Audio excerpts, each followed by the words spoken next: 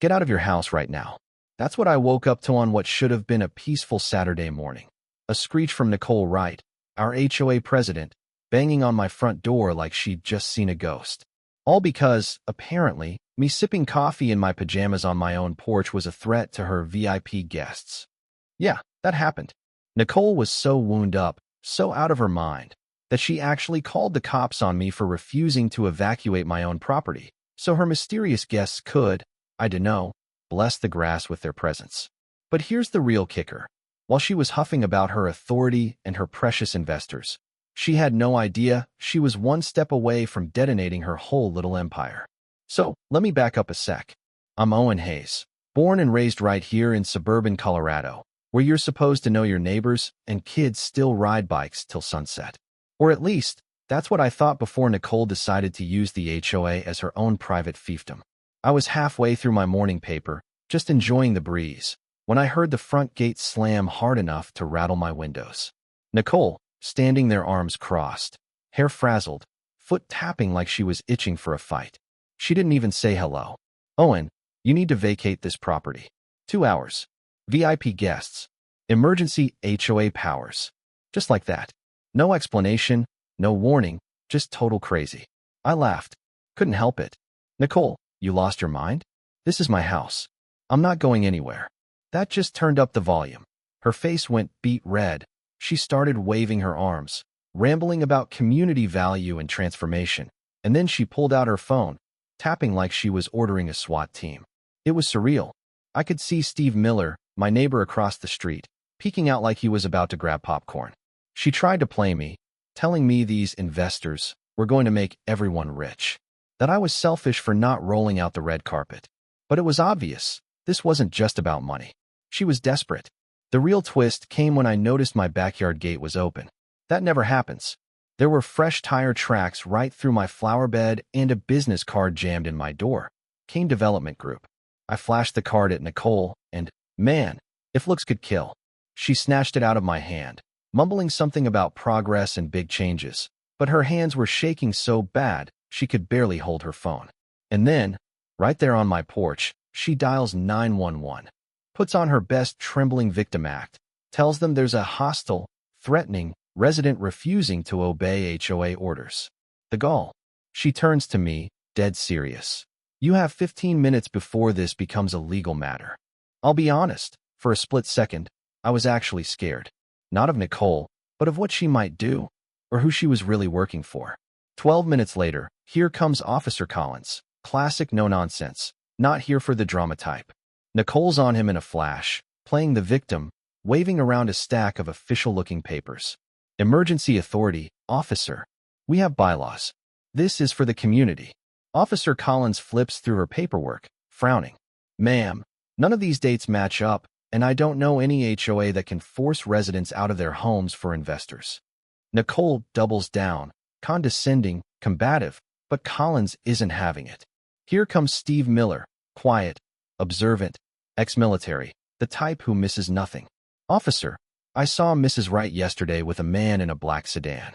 They were walking Owen's property, measuring, taking pictures, looked like professional surveyors. Nicole starts to wilt.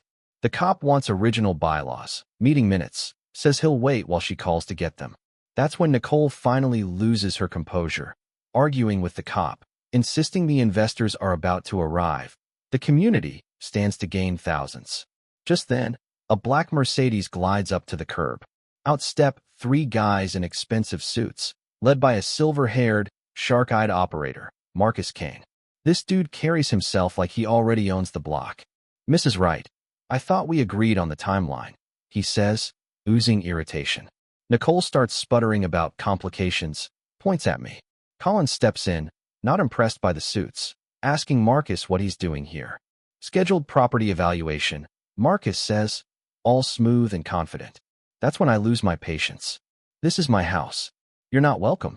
Marcus doesn't blink, just pulls out an envelope thick with cash and offers it to Nicole, right there, like we're in some mob movie. Collins jumps in. Sir, are you attempting to pay for unauthorized access to someone else's property? Suddenly, everyone's mask starts to slip. Nicole, flailing, tries to justify everything. Progress. Community value. Owen's being selfish, but the cop isn't buying it. My wife, Tracy, shows up just in time with a folder from the county office. Officer, Nicole hasn't been HOA president for 2 months. The association voted her out in August. You could hear the air leave the room. Nicole goes pale. Marcus takes a step back. Even his goons look nervous. Steve points out that Marcus's crew was taking pictures through my windows. Clearly, this isn't just about an assessment. Tracy pulls out phone records. 3 other homeowners pressured into emergency assessments and forced sales every time Nicole got a mysterious deposit. Collins turns to Nicole, deadpan. Ma'am, you've been claiming authority you don't have, letting strangers onto private property, and accepting money from developers for deals you can't legally make. Marcus and his cronies back away, but Collins orders them off my property. Nicole, totally alone, tries one last time to justify herself, rambling about working outside official channels to get things done. We all pile into our cars and head to the HOA office. It's cleaned out bare. Nicole finally admits she lost the election, but she kept working for the good of the community. Collins calmly explains that's called fraud, impersonation, and maybe extortion. Nicole's phone rings.